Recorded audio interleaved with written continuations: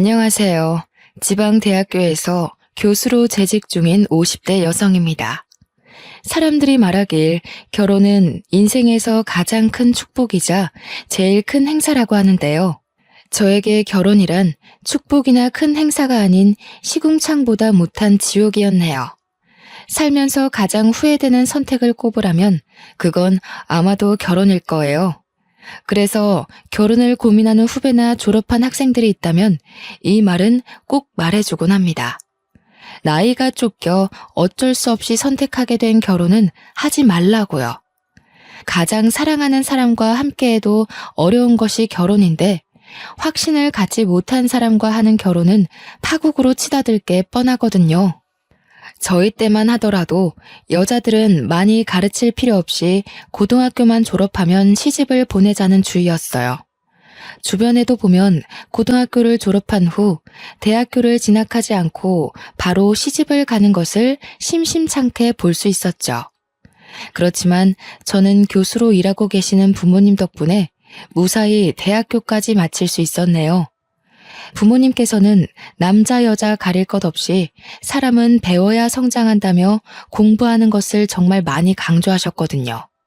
그 덕분에 경제적 여유가 없다면 들어가지도 못할 사립대학교에 들어가서 많은 것을 배우고 경험할 수 있었는데요. 고등학교 때까지만 하더라도 통금 시간이 10시를 넘지 못할 정도로 엄하셨던 부모님께서는 대학교를 입학하자 성인이니 마음대로 하라며 통금 시간을 풀어주시더군요. 그래서 마음껏 대학교 시절을 즐길 수 있었네요. 그리고 대학교 2학년이 되던 해 남편을 만나게 되었습니다. 남편은 법학과에 재학 중인 복학생으로 또래 남자들보다 듬직한 면이 있었어요. 묵묵히 뒤에서 챙겨주는 듬직한 모습에 반해 남편과 연애를 시작하게 되었고요. 그리고 연애를 한 지 6개월 후 저희는 평생을 함께하기로 약속을 하게 되었는걸요. 뱃속에 소중한 새 생명이 찾아왔거든요. 임신 테스트기에 두 줄이 뜬 것을 처음 확인했을 때에는 아무것도 하지 못한 채 그저 방 안에 틀어박혀 있었어요. 물론 새로운 생명이 뱃속에 찾아온 것은 큰 축복이었지만 22살이란 나이는 예고도 없이 들이닥친 변화를 받아들이기 힘들었습니다. 아무리 준비를 열심히 했다고 해도 예상하지 못한 사고가 생기는 것이 출산인데 준비는커녕 아직 대학교도 졸업하지 못한 학생에게 큰 부담이 되는 것은 사실이잖아요. 부모님에게 도움을 요청하려고도 해봤지만 도저히 입이 떨어지지 않았습니다. 오히려 부모님에게 임신 사실을 들킬까 헛구역질이 나와도 꾹 참고 입안에 밥숟가락을 쑤셔 넣기 바빴죠. 그러다 용기를 내어 남편에게 임신 테스트기를 건넸어요. 분명 남편 또한 골머리를 앓으며 한숨을 푹푹 쉴 게 뻔했기에 아무 말 없이 점점 심각하게 변해가는 남편의 얼굴을 응시할 뿐이었네요. 그런데 남편은 전혀 예상하지 못했던 말을 했죠. 어차피 결혼을 한다면 저와 하려고 했는데 아이가 생겼으니 미리 하자고요. 깜짝 놀랐습니다. 아직 아무런 준비도 되지 않은 상태에서 결혼을 결심하다뇨. 머릿속에는 가진 것이 하나도 없는 우리 세 식구가 어떻게 살아갈 수 있을까라며 계산을 했지만 마음만큼은 그 어느 때보다 따뜻했어요. 어린 나이에 책임져야 할 새 생명이 찾아왔다는 것에 대해 두렵고 놀랄만도 한 거잖아요. 결혼하자는 남편의 말을 듣자 그동안 녹이 쓴 사슬처럼 엉켜있던 안 좋은 생각들은 단번에 잘려나갔죠. 진심이 담긴 남편의 말 또한 믿기로 했고요. 한편 하나밖에 없는 딸의 임신 소식을 접한 친정은 발칵 뒤집혔어요. 초음파 사진을 내밀자 어머니께서는 머리를 짚으시며 다시 소파에 주저앉기도 하셨죠. 아버지께서는 계속 한숨만 푹푹 쉬셨는데요. 남편은 그에 굴하지 않고 앞으로 저와 뱃속의 아이를 책임질 테니 믿고 맡겨달라고 하더군요. 시부모님 또한 교수로 친정 부모님과 잘 아는 사이였기에 부모님께서는 별다른 반대 없이 저희의 결혼을 허락하셨네요. 시부모님의 올곧은 성품과 남편의 착한 심성이 있었기에 가능한 일이었죠. 결혼 후 저희 부부는 친정 부모님 댁에서 시작을 하게 되었어요. 저희가 나가서 따로 살 돈이 없는 것도 맞는 이유였지만 그보다는 사법고시를 앞둔 남편을 배려하는 차원에서 결심한 일이었죠. 임신을 한다는 것은 생각보다 더 어려운 일이었어요. 뱃속에 새로운 생명이 집을 짓고 산다는 것도 감당할 수 없을 정도로 벅찬 일인데 집안에 틀어박혀 있자니 여간 곤욕이 아니었죠. 남편이라도 곁에 붙어 있었으면 나았을지도 몰랐겠지만 남편은 사법고시 준비로 인해 아침 일찍 나가 잠잘 때가 되어서야 얼굴을 맞댈 수 있게 외로움은 점점 더 커져만 갔어요.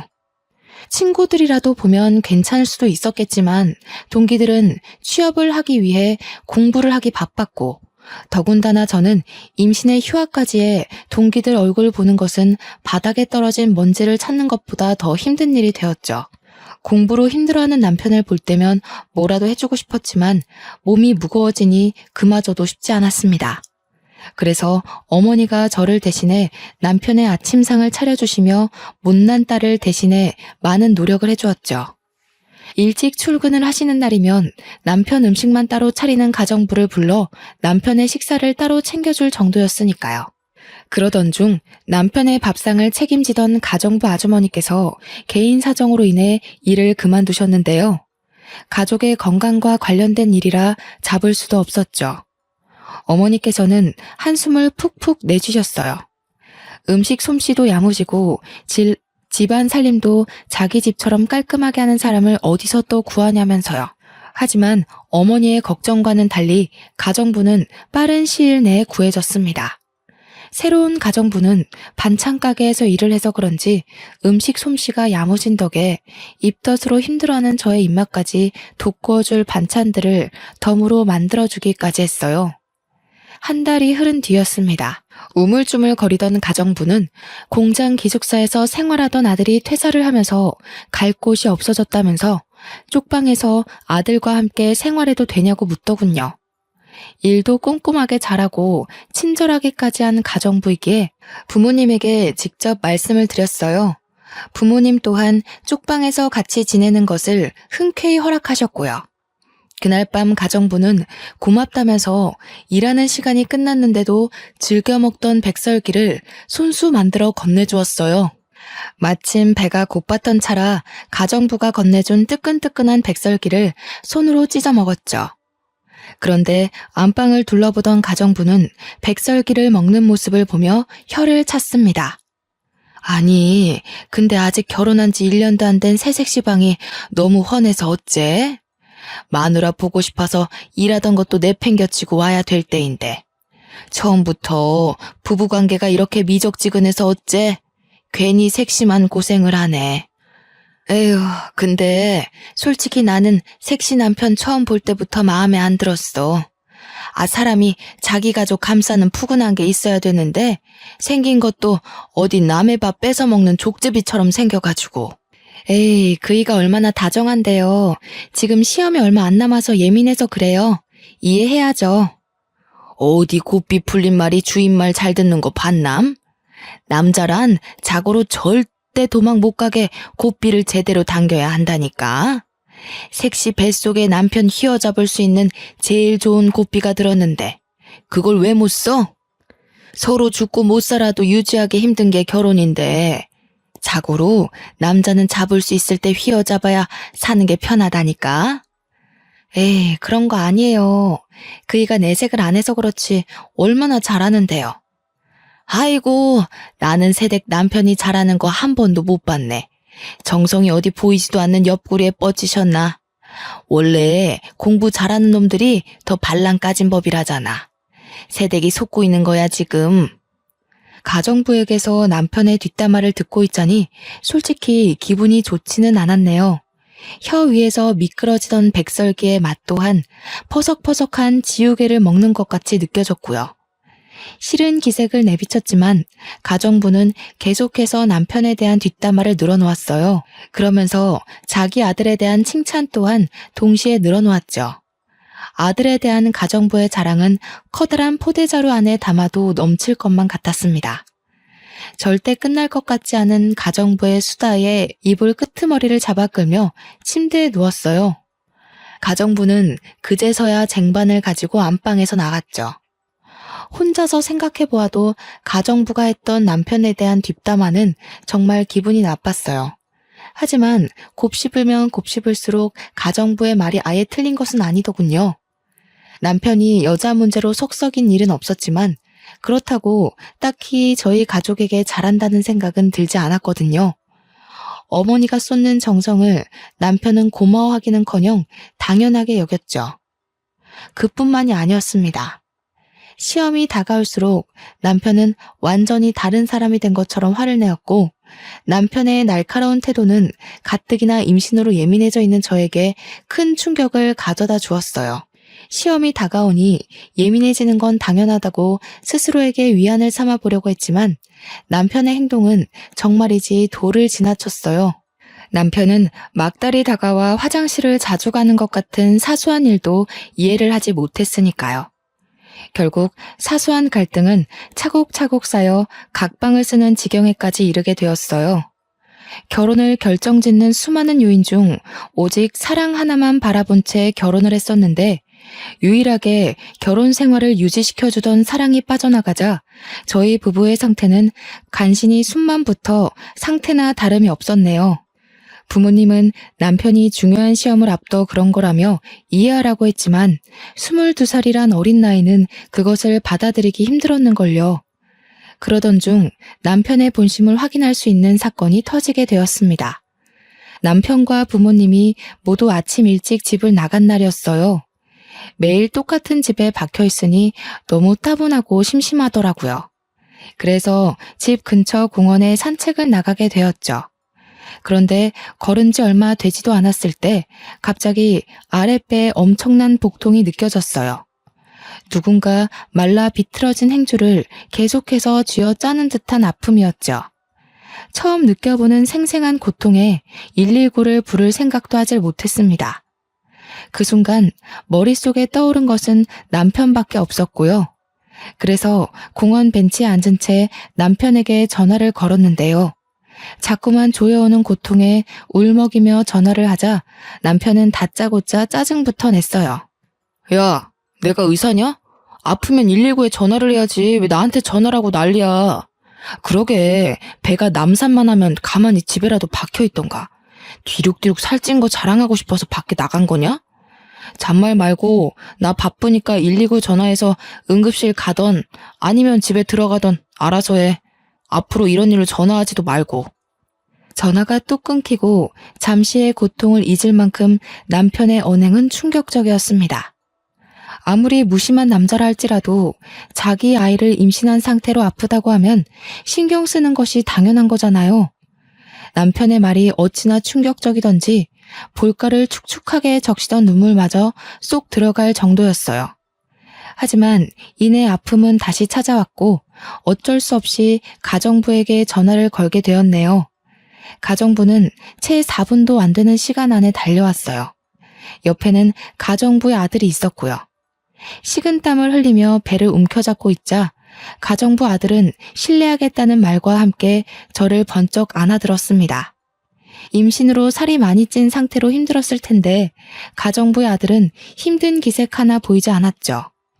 가정부와 가정부의 아들이 힘써준 덕분에 병원에 늦지 않게 도착할 수 있었는데요. 다행스럽게도 의사는 갑작스러운 움직임으로 배가 뭉쳐서 그런 것일 뿐 유산은 아니니 안심하라고 하더라고요. 그 말을 듣자 팽팽하게 당겨졌던 신경이 풀어지는 것을 느꼈어요. 옆에 있던 가정부 또한 덩달아 안도의 한숨을 내쉬었고요. 아이고 천하의 매정한 놈. 자기 새끼 가진 마누라를 이렇게 천대하나? 색시, 아무래도 이 결혼 잘못한 것 같아. 지금도 이렇게 천대를 하는데 나중에 색시가 나이 먹어서 아플 때도 제대로 들여다보기나 하겠어? 애 생각해서 참고 산다 생각하지 말고 이참에 이혼해버려. 평생 옆에 두고 속 끓일 바에는 깔끔하게 갈라서는 게 낫지. 가정부의 아들은 툭툭 가정부의 팔꿈치를 쳤습니다. 그만하라는 뜻이었죠. 무뚝뚝한 얼굴로 작은 것까지 세심하게 배려하는 남자를 보자 그동안 남편이 얼마나 무심했는지 다시 한번 깨닫게 되더군요. 택시에서 내린 후에도 가정부 아들은 계속해서 몸 상태를 걱정하며 자신의 등에 업히라고 했어요. 가정부 아들의 등은 참 넓고 따뜻했는데요. 가정부 아들에게 감사한 마음을 느끼는 한편 남편이 원망스럽기도 했네요. 결혼을 한다면 다른 남자가 아닌 남편이 업어줄 거라고 생각했거든요. 가정부에게 자초지종을 들은 부모님께서는 화들짝 놀라시며 평소보다 이른 시간에 퇴근을 하고 집에 돌아오셨어요. 집안에 있던 온 식구들은 한데 모여 몸 상태를 걱정해 주었습니다. 남편 한 사람만 빼고 말이에요. 남편은 자정이 넘는 늦은 시간이 되어서야 집에 들어왔는데요. 몸 상태를 걱정해주기는커녕 다짜고짜 아이가 태어나면 유전자 검사를 하자고 말하더군요. 황당했습니다. 갑자기 유전자 검사라뇨. 그래서 왜 그런 거냐고 되묻자 남편은 제 뱃속에 있는 아이가 자기 자식인지 의심스럽다고 했어요. 당신 그게 무슨 말이야? 당신이 애 아빠가 아니면 뱃속에 있는 애 아빠는 누군데? 그러니까 당당하면 검사해보자니까. 어려운 거 아니잖아. 그냥 확인 한 번만 시켜주면 되는 걸. 뭘 그렇게 화를 내? 유전자 검사에서 내 자식인 거 나오면 아무 문제 없잖아. 당신 그럼 설마 지금까지 나 의심하고 있었던 거야? 어떻게 그럴 수가 있어? 나한테 남자는 지금까지 당신 하나밖에 없다는 거 세상 사람들이 다 아는데 이제 와서 의심을 한다고? 봐봐. 지금도 찔리는 게 있으니까 아무 말 못하는 거잖아. 순진하게 생긴 얼굴에 속아서 내가 코를 꿰었지. 내 다리 걸고 넘어지고 싶어서 일부러 다른 남자에 임신한 거일 수도 있지. 볼품없는 네 인생에 변호사 남편 만나는 게 쉬운 일은 아닐 테니까. 진짜 변호사 남편이 가지고 싶었으면 아직 사법고시도 못 치른 당신이랑 사귀는 게 아니라 죽이 되든 밥이 되든 변호사들이랑 맞선을 받겠지. 뱃속에 아기까지 책임지겠다고 큰 소리 뻥뻥 칠 때는 언제고 갑자기 이러는 이유가 도대체 뭔데? 갑자기 가장의 책임도 남편의 책임도 내던지는 남편의 태도가 참 궁금했습니다. 처음부터 막대 먹었으면 놀라지 않았겠지만 세상 제일 다정하던 남편이 갑자기 처음 보는 사람인데도 더 냉랭하게 굴다뇨. 말이 안 되잖아요. 그래서 꼭 이유를 알아야 했죠. 교수 집안이라고 해서 떨어질 떡이라도 떨어질 줄 알았는데 이건 뭐 떡이 아니라 떡 부스러기도 안 떨어지니. 변호사만 되면 어떻게든 변호사 사위 모셔가겠다고 내놓으라는 재벌집에서 선짜리 들어올 텐데 너무 억울해서. 나도 너네 집이 개털 날리는 집인 줄 알았으면 장가 안 왔지. 그동안 진심이라고 생각했던 남편의 태도는 모두 돈을 노리고 만들어진 가짜였던 것이죠. 길 가다 맨홀 구멍 아래로 떨어진다 해도 남편에게 받은 충격보다는 덜할 것 같았어요. 지금까지 인생의 동반자라고 믿어 의심치 않았던 남편의 실체가 사람을 돈만 보고 판단하다뇨. 시커먼 남편의 실체를 알게 된 후 부부관계는 회복할 수 없을 정도로 나빠졌는데요. 고작 5개월이란 시간 동안 죽고 못 살았던 남편과 죽이고 싶을 정도의 앙숙이 되다니 결혼이라는 것이 참 우스웠네요. 사기꾼인 줄도 모르고 남편에게 홀려 임신까지 한 스스로가 너무 한심하게 느껴졌어요. 죽을 줄 모르고 불길에 뛰어드는 나방과 별반 다를 게 없었으니까요. 부부의 관계가 틀어진 것과 별개로 시간은 잘만 흘러갔고 남편은 공들여 준비한 사법고시에 보기 좋게 떨어졌습니다. 남편은 이것 또한 저의 탓으로 돌렸어요. 제가 재수가 없어서 떨어진 거라면서요.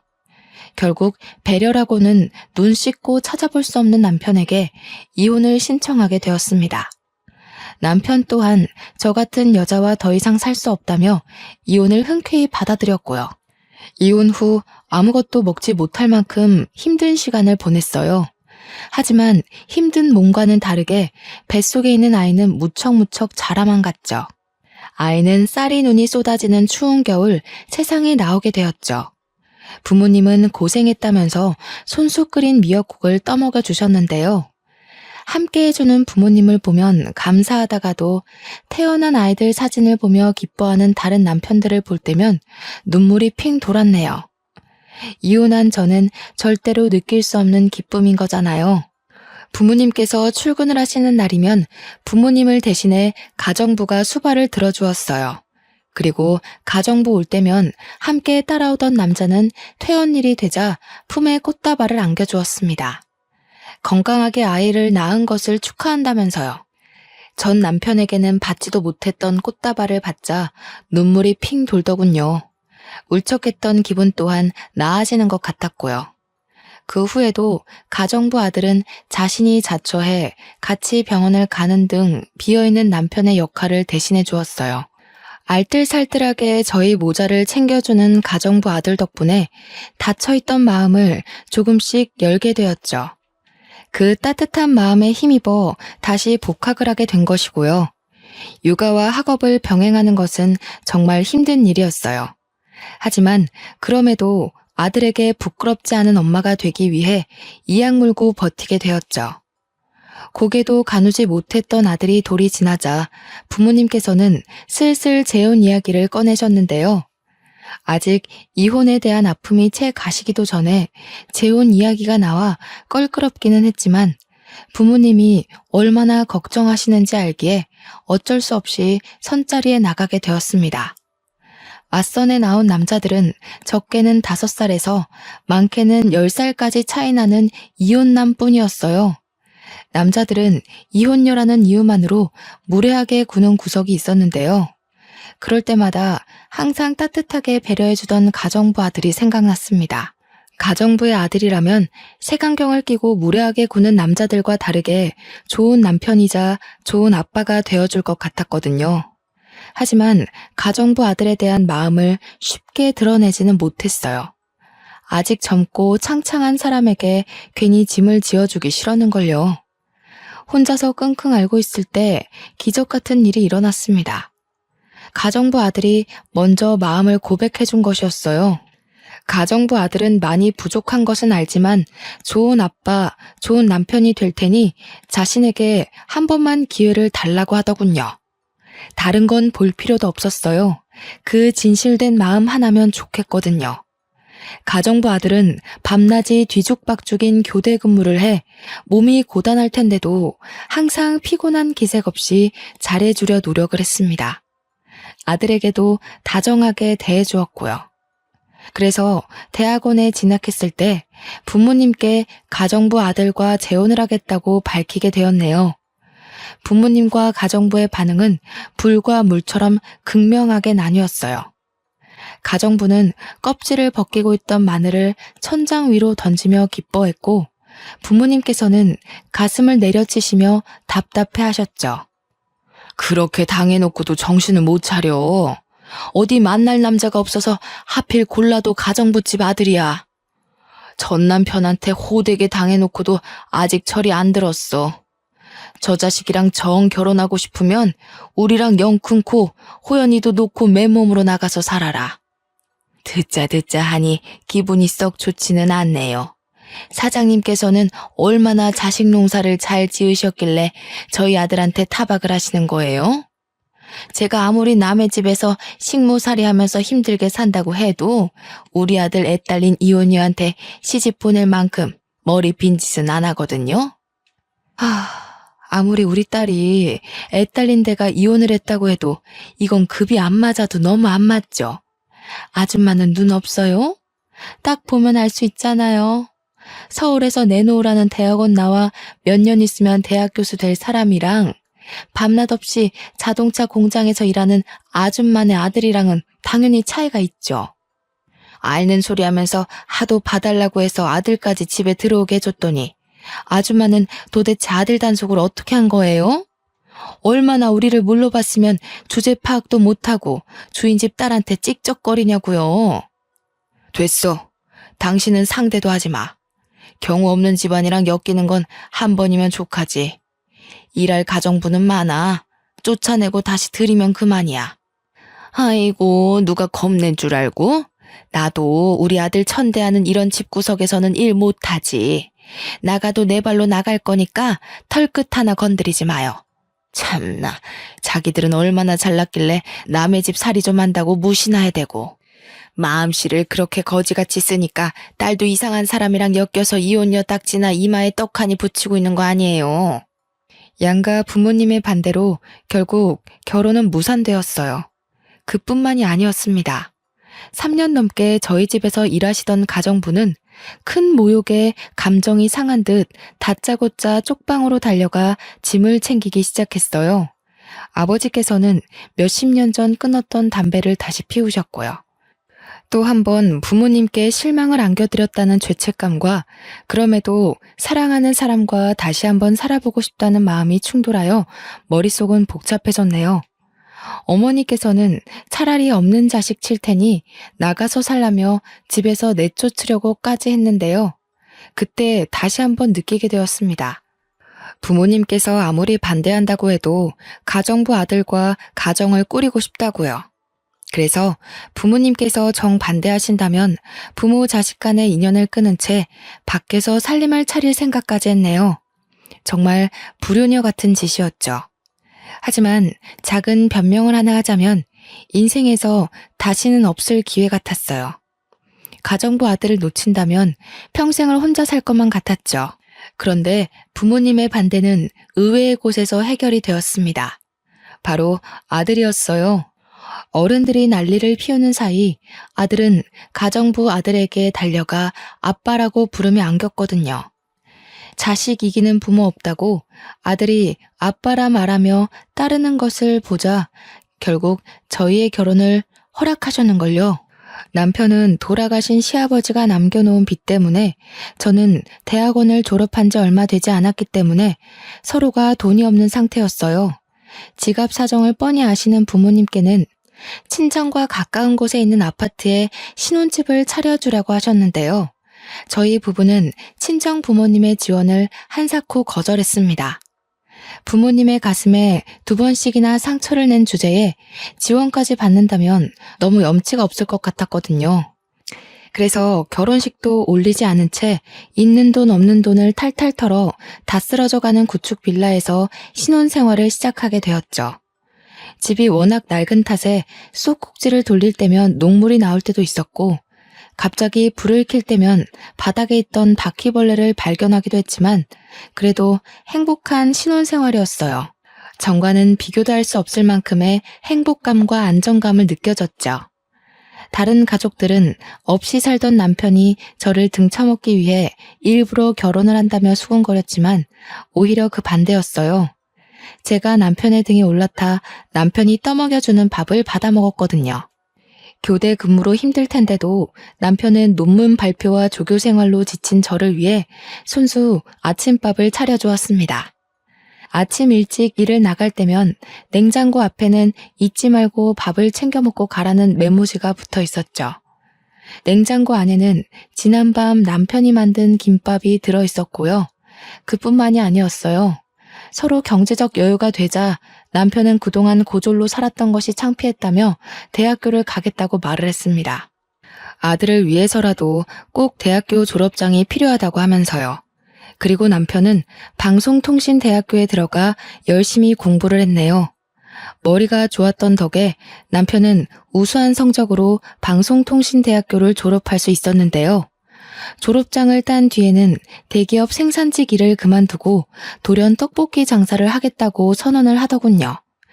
의아하긴 했지만 한번 하기로 마음먹은 것은 끝까지 해내는 남편을 믿었기에 남편이 하자는 대로 따를 뿐이었죠. 그런데 문제는 예상치 못한 곳에서 터졌습니다.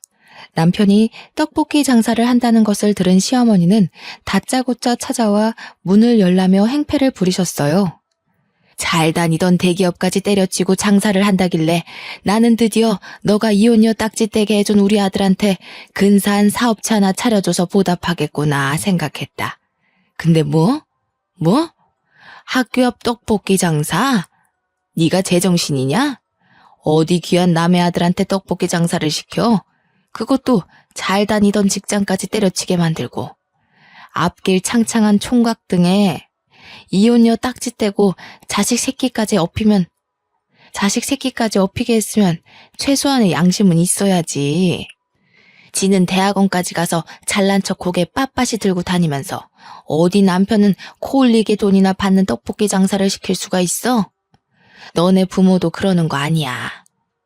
아무리 가정부 아들이라지만 이혼한 지 딸이며 손자까지 걷어줬는데 어떻게 지원 한 번을 안 해줄 수가 있어? 어머니 그런 게 아니라요. 그이가 하도 떡볶이 장사를 하고 싶다고 하길래.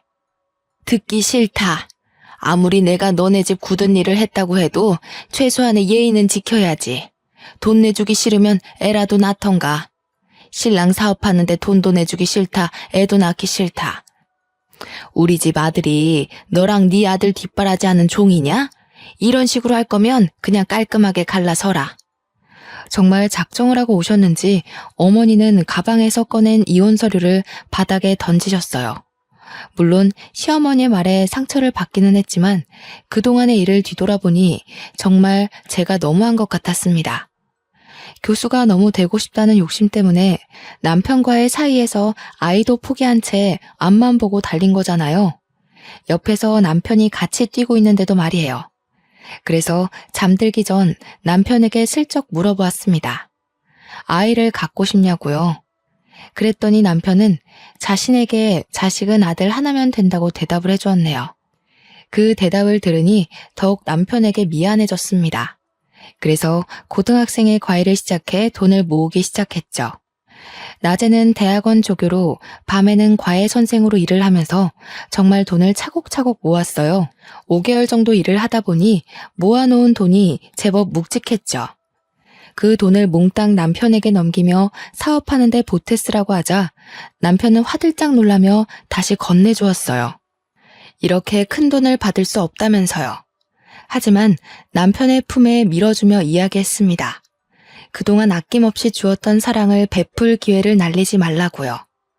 얼마 후 남편은 떡볶이 가게를 차렸는데요. 아내의 돈을 지켜야 한다는 책임감 때문인지 가장으로서의 무게 때문인지 남편은 정말 열심히 장사를 했어요. 주변에서는 남편을 이상하게 보기도 했습니다. 떡볶이 장사라는 것이 원래 나이가 지긋하신 아주머니들이 하는 것이기에 그럴 수도 있다고 생각했죠. 하지만 논란도 잠시였어요.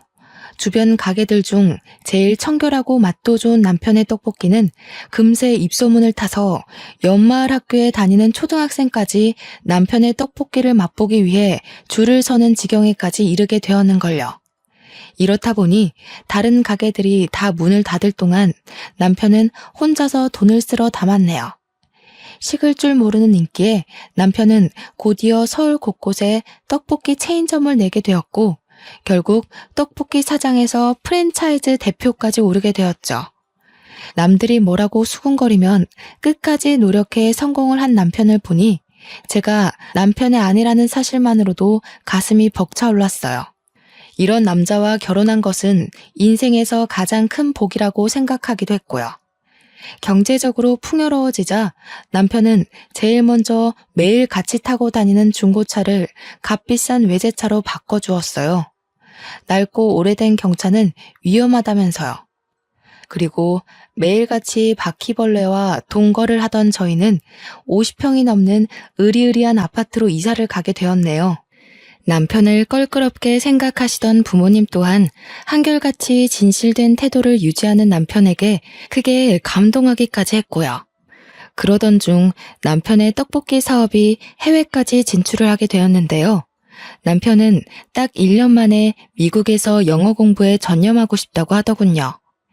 이유를 물으니 대표인 자신은 한마디도 못 알아들으면서 통역사에게만 의지해 사업을 하는 것이 너무 창피하다면서요.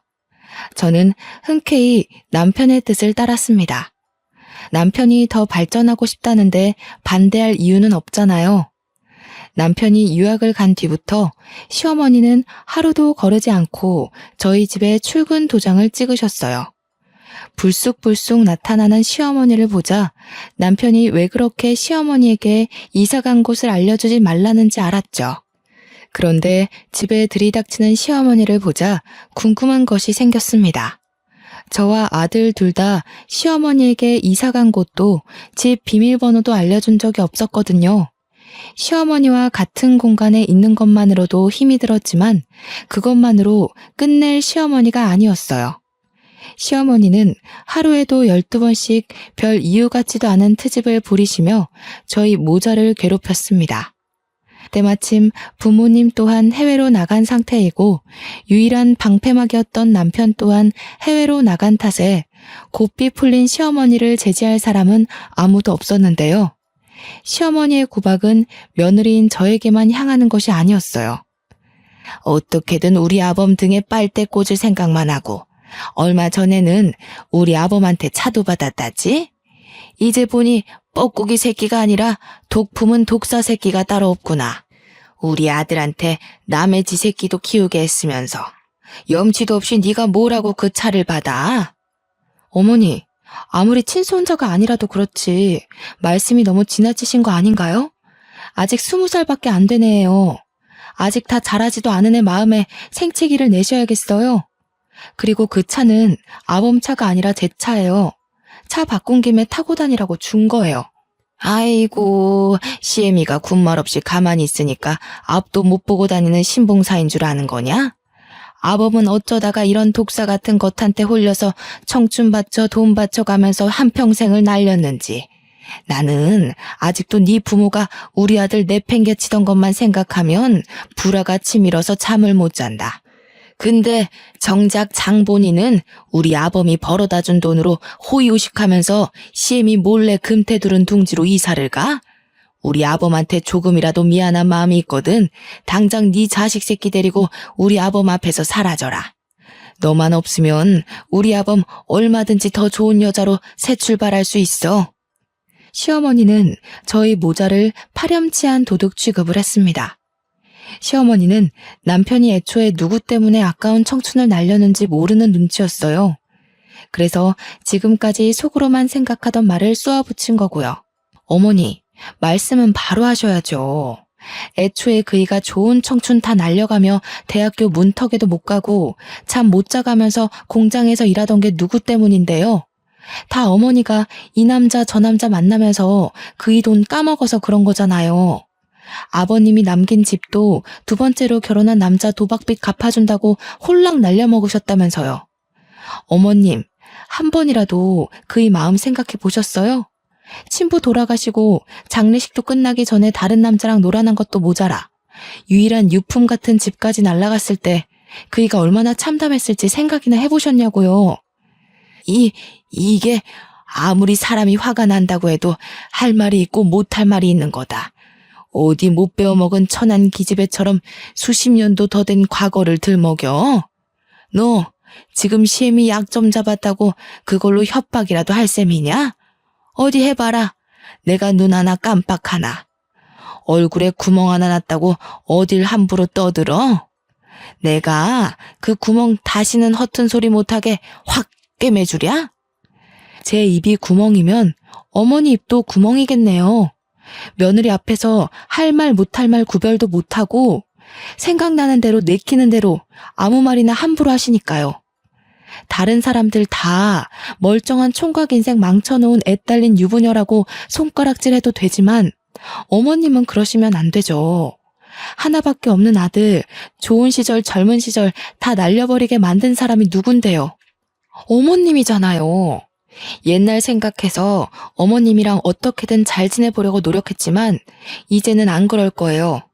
하나밖에 없는 소중한 자식 마음 다치게 하면서까지 어머님한테 머리 숙이고 싶지 않으니까요.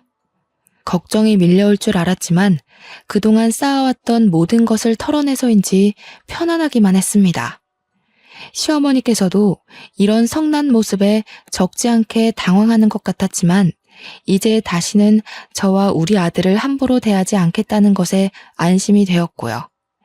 시어머니는 곧이어 남편이 올 때까지 한 발자국도 못 움직인다고 했어요. 그래서 바로 남편에게 연락을 남겼죠. 미국은 이미 늦은 시간일 것이 분명한데도 시어머니와 관련된 일 때문인지 바로 연락이 오더군요. 남편에게 연락이 닿자마자 시어머니는 서럽다는 듯이 엉엉 울며 없는 말까지 덧붙여 남편에게 일러 바쳤습니다. 효자 아들이던 남편이 이번에도 자신의 편을 들어줄 거라고 생각하셨던 거죠.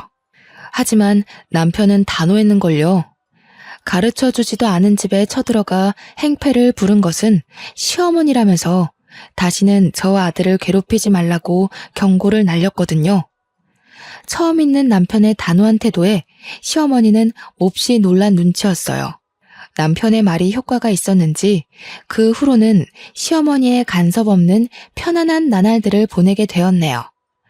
남편이 없는 생활은 단순했답니다. 수업이 있는 날은 대학교로 가 강의를 하고 강의가 없는 날에는 밀린 집안일을 하고 논문을 쓰면서 하루하루를 보냈죠. 아무런 문제 없는 평온한 날이 이어지다 보니 비어있는 남편의 옆자리가 참 그립더군요. 아직 1년이 채 안 되었지만 보고 싶으니 빨리 한국으로 돌아오라고 어리광을 부리고 싶을 정도로요. 하지만 그랬다가는 남편이 다시 한국에 돌아올 것을 알기에 혼자서만 꾹 참으며 보고 싶은 마음을 감춰왔네요. 그러던 중 뜻밖에도 시어머니에게서 먼저 연락이 왔습니다. 큰 싸움이 있고 2달 만의 만남이었어요. 집 근처 카페로 가자 시어머니께서는 다짜고짜 이혼 협의서를 내미셨죠. 깜짝 놀라며 이혼 협의서와 시어머니를 번갈아 가면서 보았는데요. 시어머니는 사인부터 하라는 양 서명란을 툭툭 가리키셨어요. 불려우 같은 것이 우리 아들을 어떻게 홀렸는지는 모르겠지만 그만하고 이혼해라. 이 정도 뽑아먹었으면 됐지 뭘 더 바래? 그건 결혼 당사자들끼리 선택할 문제지 어머니가 나서서 재촉하실 일이 아닌 것 같아요. 저희 부부 어머님 뜻대로 이혼할 일 없으니 이건 그냥 쓰레기통에 버리세요.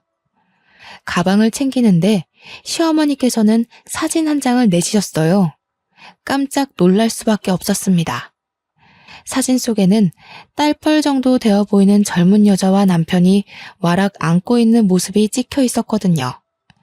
사진을 내민 시어머니께서는 뭐가 그리 기세가 등등한지 팔짱까지 끼며 이혼 서류에 도장을 찍으라는 듯 눈짓을 하시더라고요.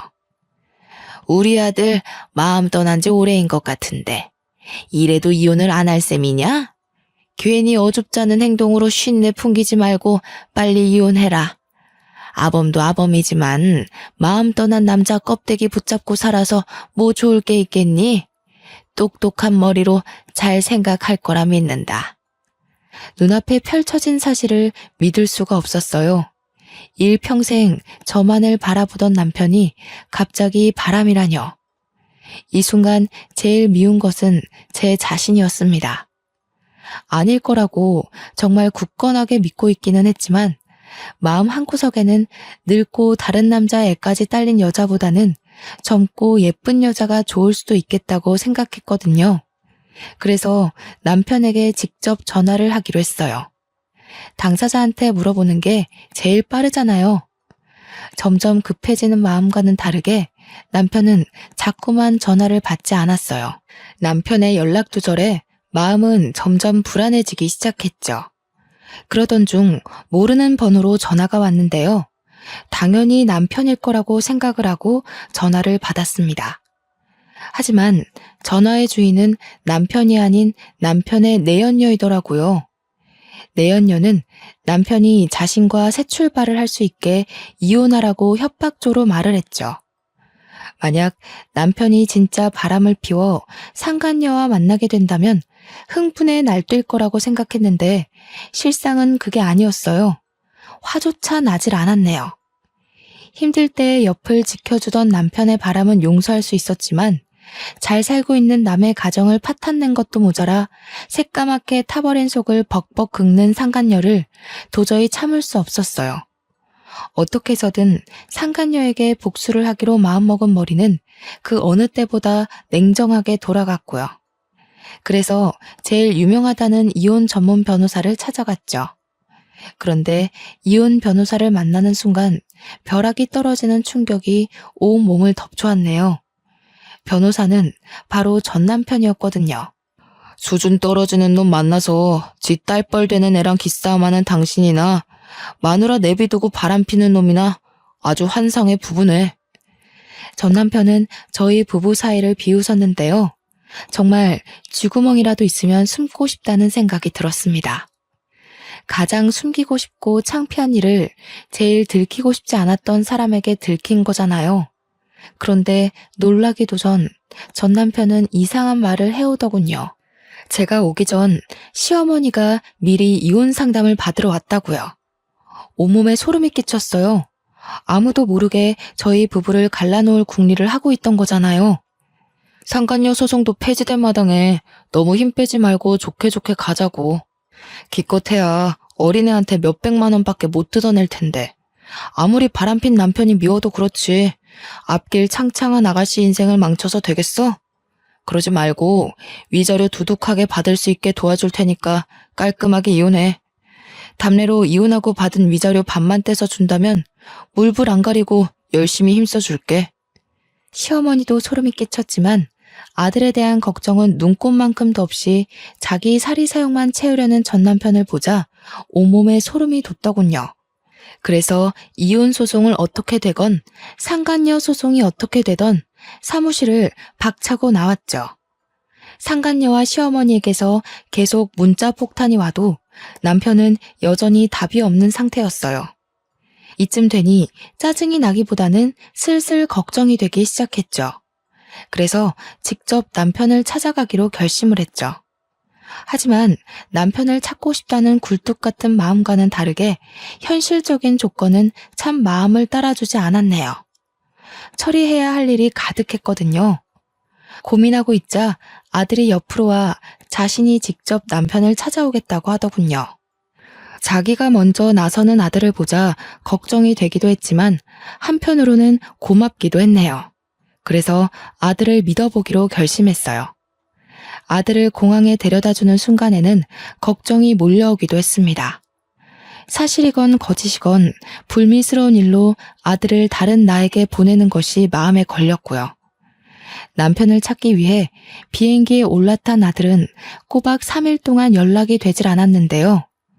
혼자 떨어져 있는 72시간 동안 안 좋은 생각만 떠오르며 밥 한 술도 제대로 뜨지 못할 만큼 걱정이 많이 되더라고요. 아들은 집을 떠난 지 4일이 되어서야 연락이 왔어요. 남편과 함께 한국으로 간다는 짤막한 답장이었죠. 그렇지만 그 한 줄의 문자를 받는 순간 얼마나 안심이 되었는지 손발에 힘이 탁 풀렸습니다. 남편과 함께 귀국하겠다는 것은 해결책이 보인다는 이야기니까요. 공항에 미리 마중을 나가 있는 동안 머릿속은 참 복잡했어요. 남편을 만나면 상간녀에 대한 말을 먼저 꺼내야 할지 아니면 시어머니가 우리 부부 사이를 갈라놓기 위해 이혼 상담까지 받았던 걸 말해야 할지 고민이 많았거든요. 하지만 공항을 걸어 나오는 남편을 보는 순간 모든 말을 이을 수가 없었네요. 남편의 얼굴을 보는 순간 왈칵 눈물이 쏟아나올 뿐이었으니까요. 오열하는 모습을 보자 남편은 들고 있던 캐리어도 내던지고 한 걸음에 달려와 주었어요. 그리고는 어깨를 와라 끌어안아 주더군요. 남편의 품에서 저는 그저 어린아이처럼 목 놓아 울 뿐이었어요. 그렇게 한참을 울다 남편에게 물었죠. 아들과 저를 버리고 새파랗게 어린 상간녀와 바람 난 것이 맞냐고요. 감정적인 저와 다르게 남편은 차분하게 눈물을 닦아줄 뿐이었어요. 출국을 하는 동안 아들에게 전후 사정을 들은 것이 분명했죠. 남편은 주머니에 있던 핸드폰을 꺼내 사진 한 장을 보내주었는데요. 사진 속에는 시어머니가 말한 상간녀와 남편이 단란하게 모습이 찍혀 있더군요.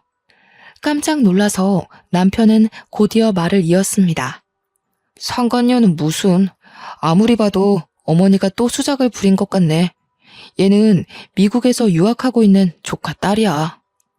전혀 예상할 수 없었던 대답에 뒤로 넘어가고 말았죠. 알고 보니 남편이 유학길에 오른 곳 근처에는 미국에서 대학교를 다니고 있는 조카 딸이 살고 있었어요. 남편은 조카 딸에게 용돈을 주는 대신 생활비를 주고 있었던 것이고요. 모든 진실을 듣고 나자 언제 울었냐는 듯 두 눈에서는 눈물이 쏙 들어갔습니다. 그리고 조카 손녀까지 팔아먹으며 저희 부부를 이혼시키려고 한 시어머니를 도저히 용서할 수가 없었죠.